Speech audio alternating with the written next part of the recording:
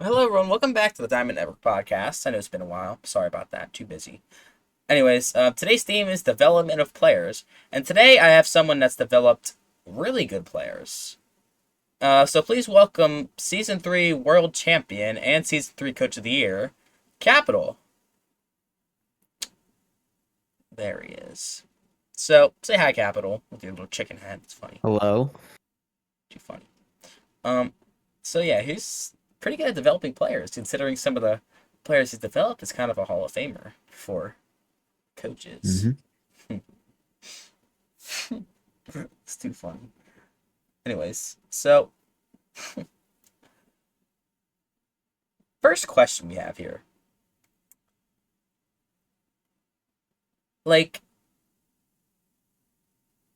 what makes a good rookie, in your words?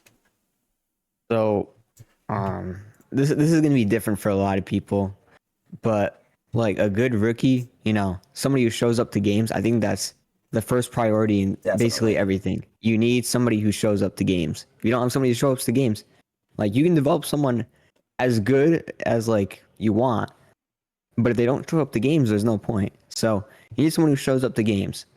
Um, you need somebody that is like compatible with you. So like if you play on computer, it's probably best if you develop people on computer. If you play on mobile, it's probably best if you develop people on mobile. So like you don't have like these cross-platform stuff. And number three, like um I don't think there's a number three, but you get what I mean. Oh, well, there is a banana in the background. That's fun. Yeah. Near the bell. I see him. What the hell? Okay. What the fuck?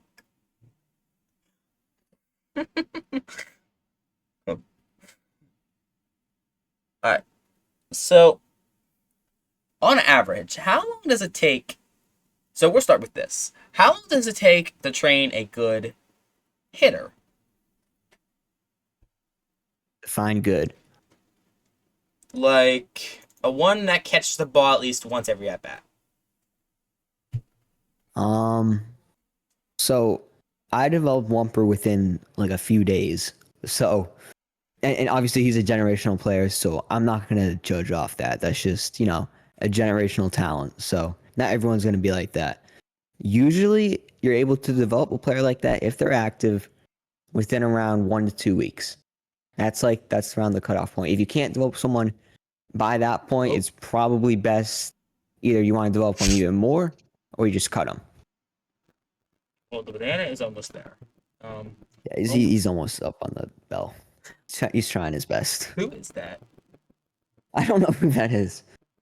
Is this some just random person? Wait, that's Josh. Of course, it is Josh. Why Of is he eating a course, banana? because he has to find himself a way on here without me putting him on.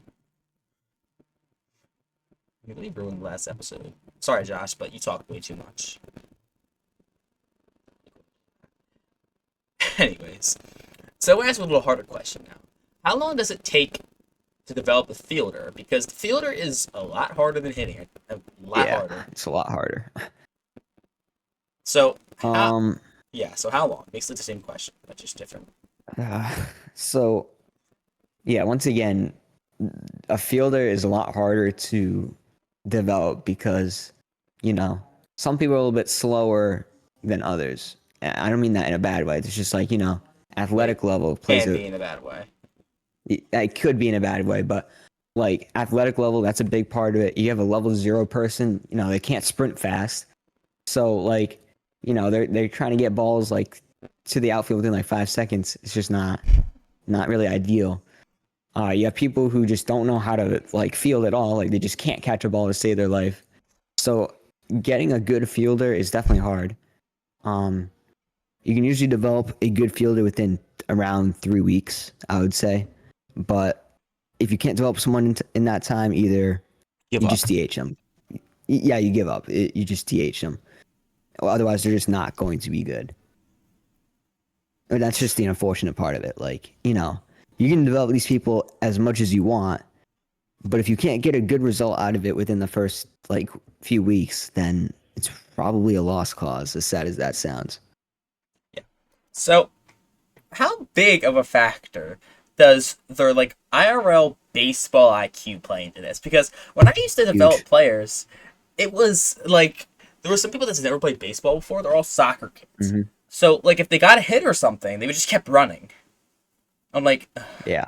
it's a lot harder to teach that because once you like play like baseball, you like learn it in like 2 to 3 months basically. But if you never watched or played, it's kind of hard, you know. So Yeah, absolutely. how does that really factor into like how you train your players? Like let's give an example. Wumper, how hard was it? Did you know baseball before, or did you just like So obviously, Wumper knows how to play baseball, so I didn't have to teach that to him. But for people who don't know how to play baseball, yes, it's significantly harder. I nearly have dealt impossible with people like that. actually? Like it's you can't really teach the game of baseball. Skill wise, you can, but mentally, you can't. That's the hard part. Yeah. So it's hard because like I don't know. Like so if you have someone who plays baseball, right? Like they know all the rules, but if you don't have someone who knows how to play, they don't know all the rules. So not only are you trying to develop them in this game, but you also have to teach them baseball skills. And that's the hardest part. I have taught people like that. Some of them turn out okay, but like they never get to that like big star level because they don't have the mental like things for it. So if you never They played don't know baseball, baseball mentally. like the person behind us here, it's kind of hard to learn. Um, it's, Just dancing behind us. he wants attention. Ignore him. Anyways, Okay.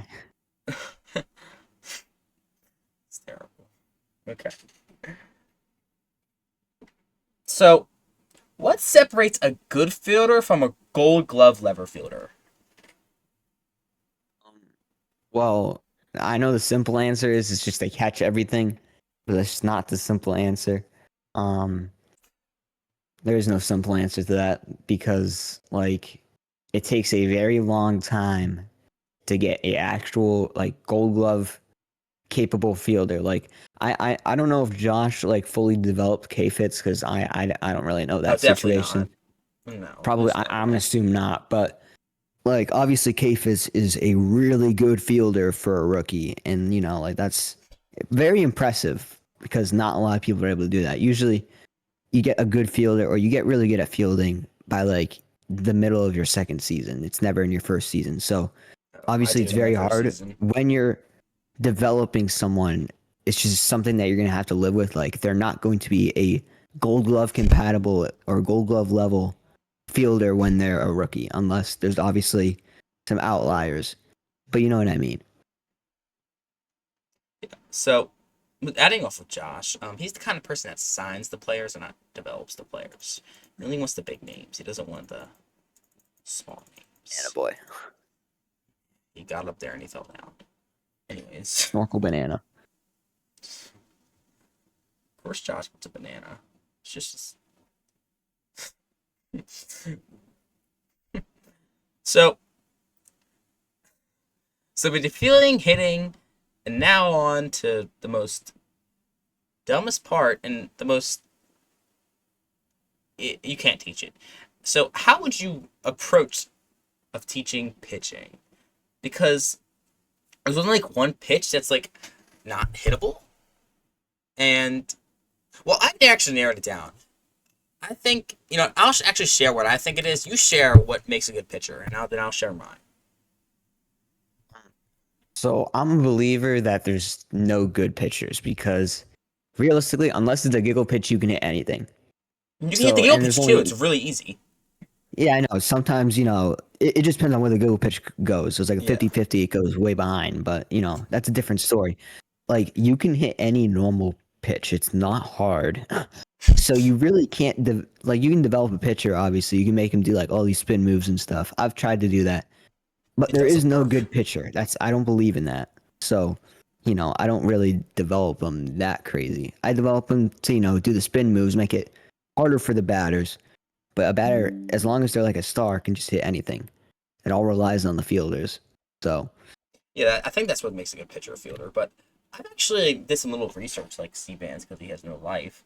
Um, so it's kind of like I think it's the animation. Could Like, also be.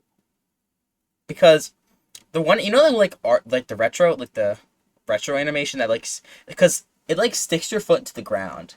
All everybody out there, go ahead and use this, but I think it's the animation. But Hmm.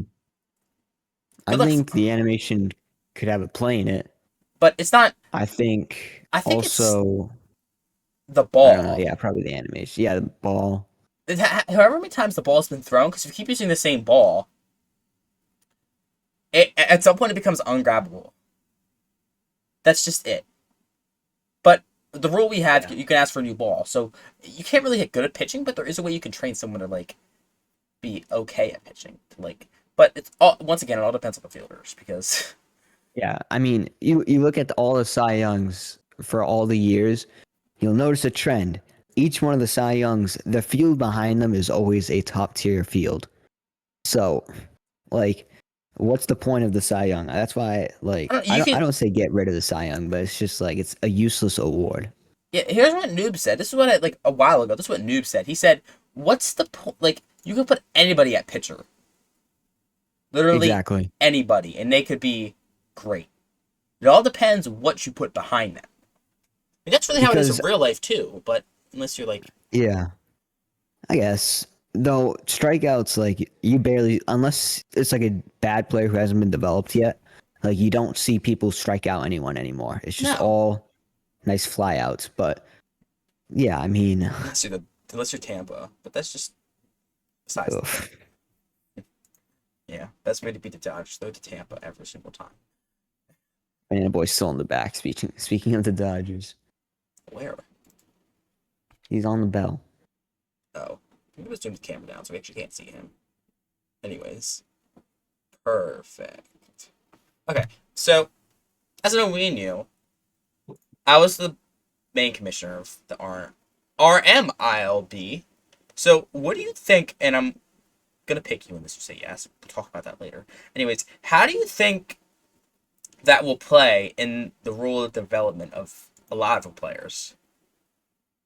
I think the minor leagues is gonna help, obviously. Um, but like I don't know. Like it's just like I don't know. Hold on. Yeah, so I'm gonna share my words on it. Um, I think it will because you'll be able to expand your roster more and you'll be able to like train more people. I guess you know what I'm saying there because it's just like you have more people and more people. Which I mean, I've said before, the reason the coach is there is to coach. The players are not coaching. The players play. The coaches coach. But if the coach can't play, they can't really coach. Which is weird. That's really weird, but it is really the truth though. Because if you see with some teams, I'm not saying Fish Stick's team was bad in season 4. Yeah, season 4. But he didn't play, which he doesn't know how to. So it's kind of hard to develop a player if you can't, like, if the coach cannot play. See, as in Capital and Lumper, probably two best coaches in the league. Like, they've won a World I'm Series with a back. team they developed because they are good players. So I was saying, Hmm. is the coach has to be a good player to be able to coach. Yeah. Oh yeah. 100%. If you like, I'm gonna take this as an example. I think Akio is a significantly better player than he was in season one. Notice his season one, season two, season three teams. They're all like 4-11, right? It's because he wasn't a good player. He couldn't develop them correctly because he just wasn't a good player. You know, season four, he actually started getting a little bit better. Notice how all his players starting to get better. He makes the playoffs. He goes to the ALCS. Like it does depend on the coach. And about the minor league system, right? I think it's going to help because I think it's going to be instead of like an actual minor leagues, it's going to be more of like a development school if team owners use it correctly. So, Yeah. and I know I will be using it as a development school. Oh, 100%. I will feed that. I will.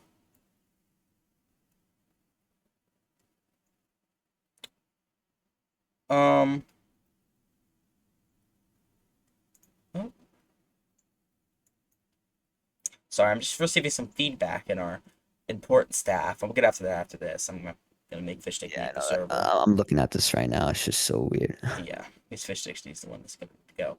But Yeah, actually, I think we'll actually end that there. That's actually a completely good statement to end with, don't you think? I think it's good. A nice 15-minute little podcast with Banana Boy in the background. Probably was eating a banana. But, anyways, yeah, thanks for watching. Episode 6 will probably be tomorrow. See ya.